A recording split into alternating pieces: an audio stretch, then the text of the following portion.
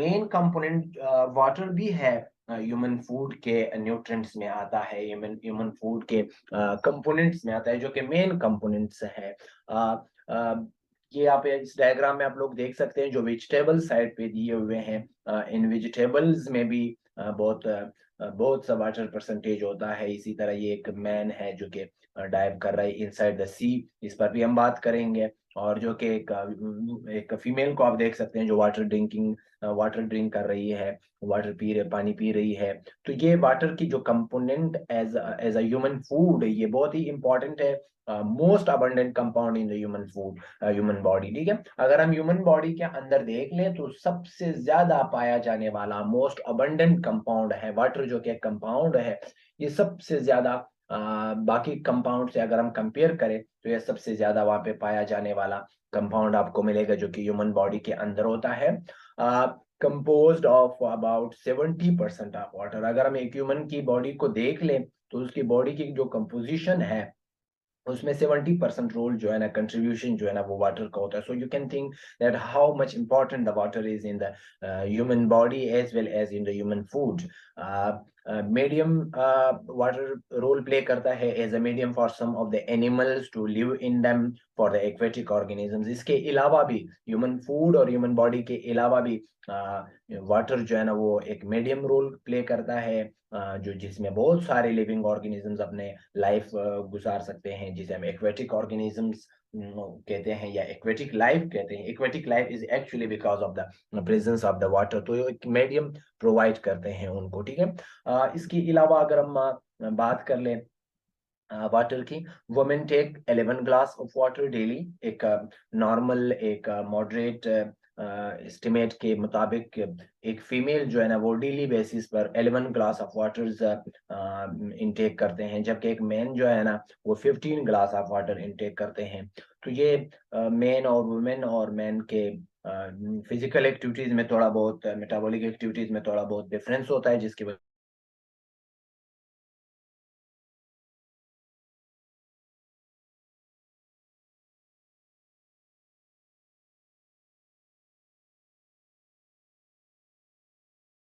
तो यहाँ पे आप देख सकते हैं कि जो है ना, हम बात करते हैं कि वुमेन जो है ना वो ज्यादा कम पानी लेते हैं और जो कि मैन होते हैं वो ज्यादा पानी लेते हैं। तो glass of number of glasses भी शो किया है। तो ये एक्चुअली मेटाबॉलिक और फिजिकल एक्टिविटीज एक दूसरे से थोड़ा बहुत डिफरेंट होते हैं। तो यहाँ पे हम बात करेंगे वाटर की। Water helps our body to absorb nutrients from food. पिछले लेक्चर में भी हमने थोड़ा बहुत बात की थी कि जो हमारे बॉडी में, हमारे स्टमक के बाद से जो फूड स्मॉल इंटेस्टाइन और लार्ज इंटेस्टाइन में जाता है तो वहां पे अब्सॉर्ब हो जाता है इनटू द ब्लड। तो उसकी अब्सॉर्प्शन में भी पानी जो है ना वो बहुत बड़ा रोल प्ले करता है। अगर आप एक ड्राई फूड या ड्राई न्यूट्रिएंट्स आप अपने स्टमक के अंदर डाल देते हैं और वहां पर पानी की बहुत कमी हो, तो वो ड्राई जो न्यूट्रिएंट्स होते हैं, ड्राई कंपोनेंट्स ऑफ फूड जो होते हैं, वो बहुत मुश्किल के साथ अब्सॉर्ब हो जाएंगे। सो सो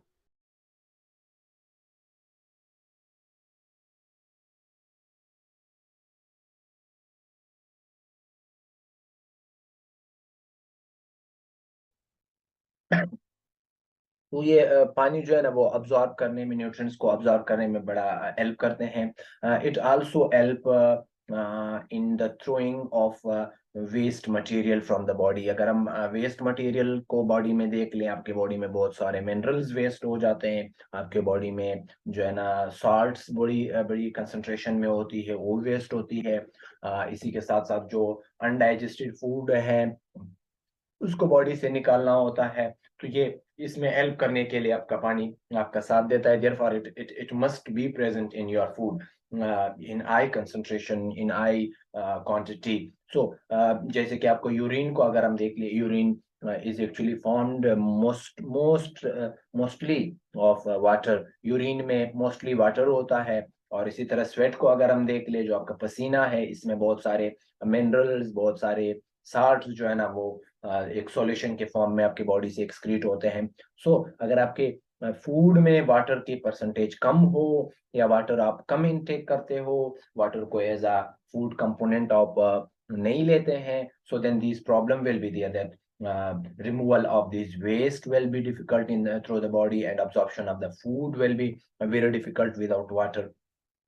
Make water as a part of your food that will make your digestion and removal of waste easy. अब जो कि मेन दूसरा जो मेन टॉपिक है इस पे हम बात करेंगे, इसमें डाइटरी फाइबर्स की बात की गई। देखिए डाइटरी का जो वर्ड है वो निकाला गया है डाइट से। Dietary means related to diet, related to your food. Fibres means thread, जिसको हम सिंपली रीशे बोलते हैं या थ्रेड लाइक स्ट्रक्चर्स बोलते हैं, ठीक है। तो अब डाइटरी फाइबर्स जो कि फूड का मेन कंपोनेंट है, और वाटर एक दूसरे के साथ क्या रिलेट करते हैं being part of human food. Dietary fibres पे थोड़ा बात करते हैं। डाइटरी फाइबर्स जो है ना, ये एक्चुअली रफ या बल्क होते हैं, रफ स्ट्रक्चर्स होते हैं, जो कि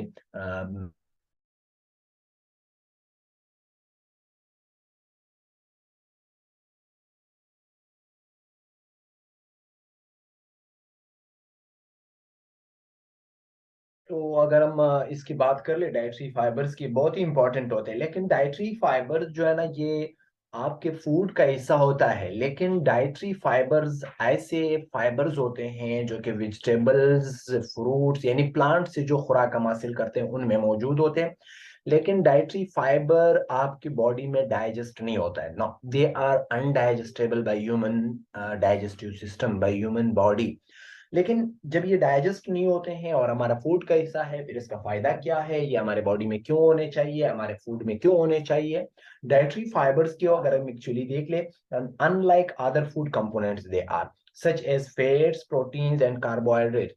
कार्बोहाइड्रेट्स हो, प्रोटीन हो या फिर आपके फैट्स हो, they can be broken down by the body, वो डाइजेस्ट हो सकते हैं। लेकिन डाइटरी फाइबर आपके फूड का हिस्सा, they are not broken down by the body, ये बॉडी इसको डाइजेस्ट नहीं करता है। बल्कि ये जो डाइटरी फाइबर्स हैं, ये एक्चुअली ऐसे कंपाउंड में पाए जाते हैं जैसे कि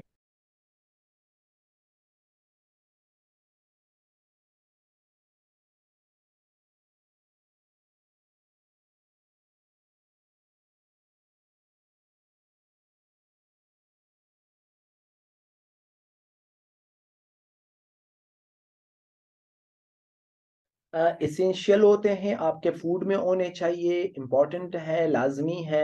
does not provide any nutrient to our body, हमारे बॉडी में इसका कोई न्यूट्रिएंट का रोल प्ले नहीं करता है, कुछ भी प्रोवाइड नहीं करता है आपकी body. But it helps our body to get rid of undigested food. जैसे कि अभी मैंने इसी के बारे में बताया कि हमारे बॉडी में कुछ और फूड न्यूट्रिएंट्स होते हैं जो कि डाइजेस्ट नहीं होते हैं, लेकिन ये जो डाइटरी फाइबर्स हैं ये हेल्प करते हैं to those undigested food from your body. तो ये आपके फूड में सिर्फ इसी वजह से डाइटरी फाइबर्स होते हैं, यानी वेजिटेबल्स के अंदर जो रेशेदार पार्टिकल्स होते हैं या रेशे जो होते हैं मोस्टली वेजिटेबल्स के अंदर या फ्रूट्स के अंदर, उनका फायदा और कुछ नहीं है। आपके बॉडी के लिए कोई फायदा नहीं है, आपके बॉडी का पार्ट नहीं बनता है, बल्कि वो सिर्फ रिमूवल ऑफ वेस्ट यानी अनडाइजेस्टेड फूड की रिमूवल में हेल्प करता है। Water, it helps our body to absorb nutrients from food. It also helps in throwing out the some waste from the body in the form of urine and sweat. तो यहाँ पे अगर हम dietary fibres और waste और water का contribution देख ले, तो एक दूसरे के ऑपोजिट काम करते हैं। देखिए वाटर जो है ना, ये हेल्प करता है टू अब्सॉर्ब द न्यूट्रिएंट्स, जबकि डाइटरी फाइबर्स हेल्प करते हैं to get rid of undigested nutrients.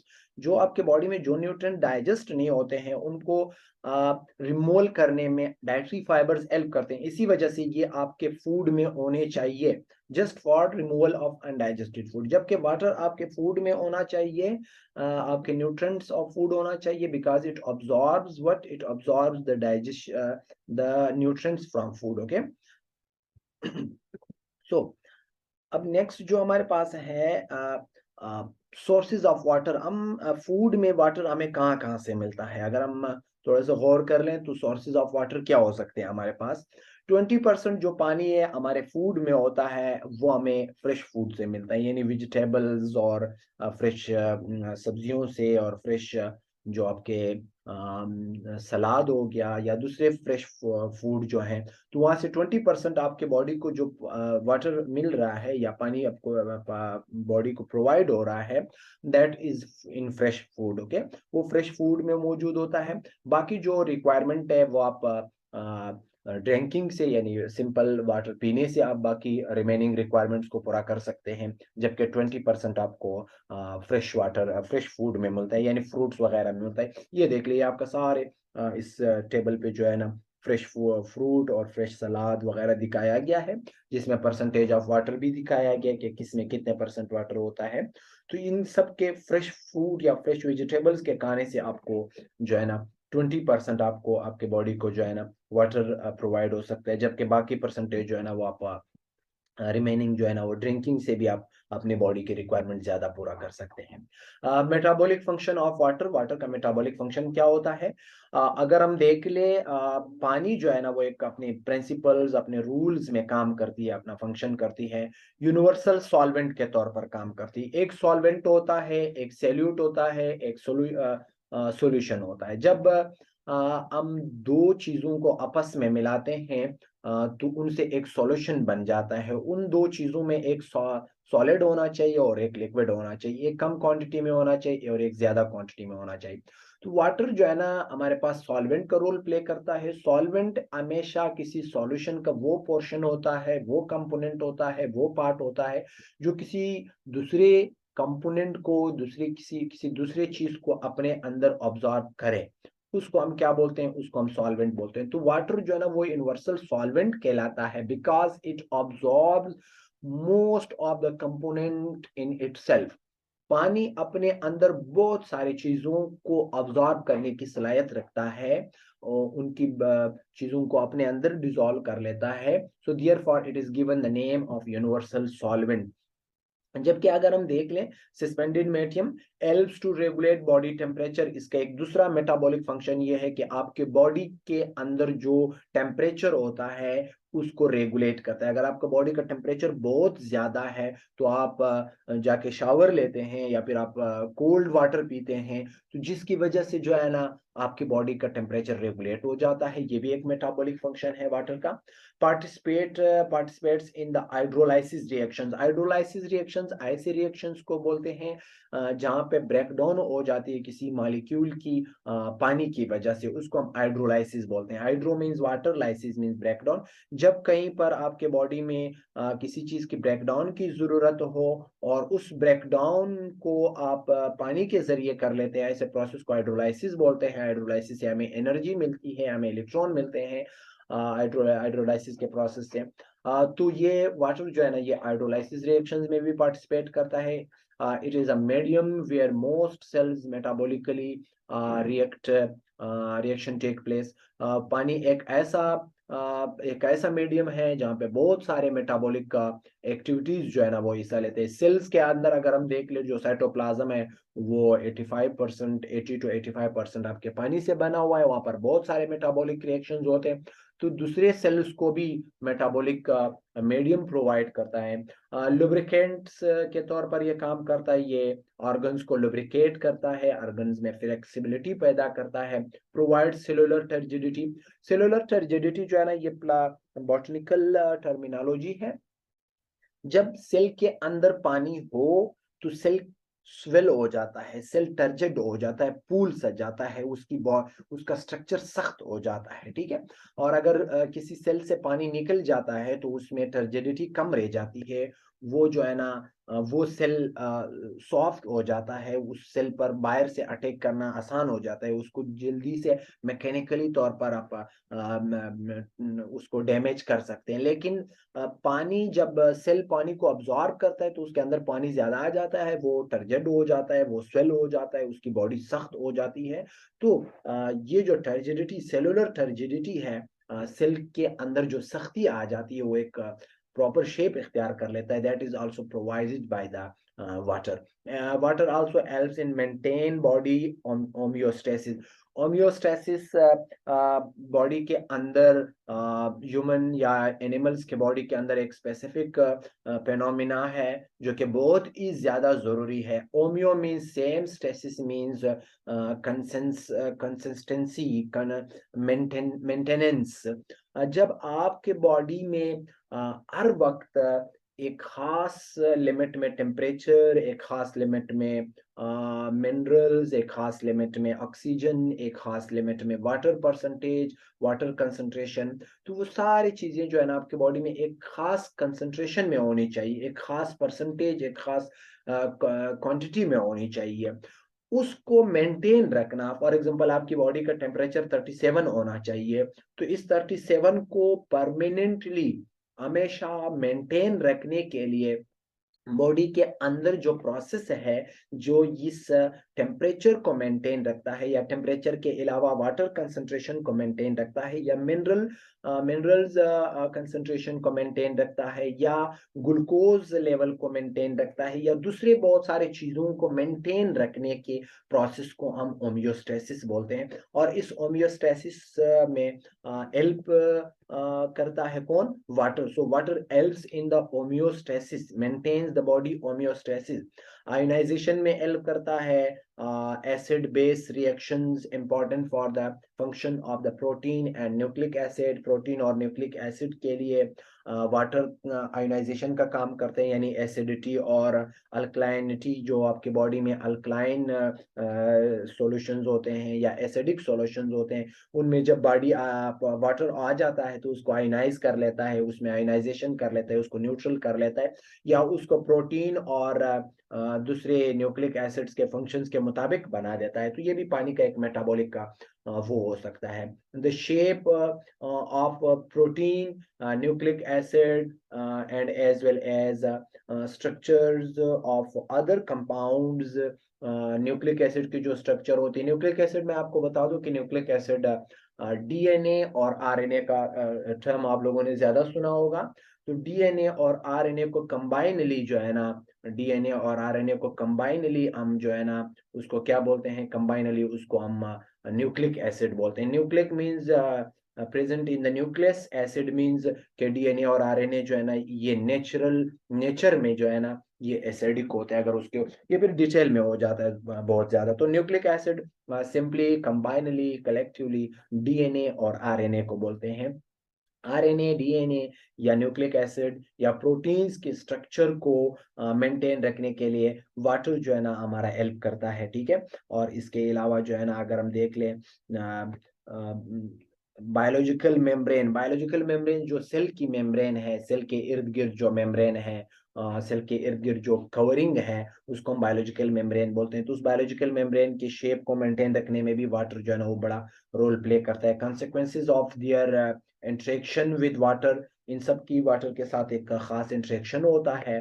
तो इसके अलावा जो है ना अगर हम देख लें यहाँ पे डाइटरी फाइबर्स की बात कर लें. Dietary fibres, soluble fiber can be found in food such as oat bran, barley, nuts, seeds, beans, lentils, fruits, citrus apples, strawberries and many vegetables, जिसमें soluble fibers होते हैं जो कि हमारे बॉडी के अंदर सॉल्व हो जाते हैं, डिजोल्व हो जाते हैं. जबकि इनसॉल्युबल जो डाइटरी फाइबर्स होते हैं, जैसे कि पहले मैंने बता दिया कि हमारे पास जो डाइटरी फाइबर्स होते हैं वो डाइजेस्टेबल नहीं होते हैं. तो insoluble fibres found in food such as the wheat and whole grains products, vegetables and wheat grains. ये इन सब चीजों में, ये जहाँ पे डायग्राम में दिखाए हैं, इन सब में जो है ना आपका इनसॉलेबल जो फाइबर्स होते हैं, यानी ये डाइजेस्ट नहीं होते. जबकि ये फ्रूट्स वगैरह में या नट्स वगैरह में जो है ना सोलेबल फाइबर्स होते हैं जो कि हम लेते हैं.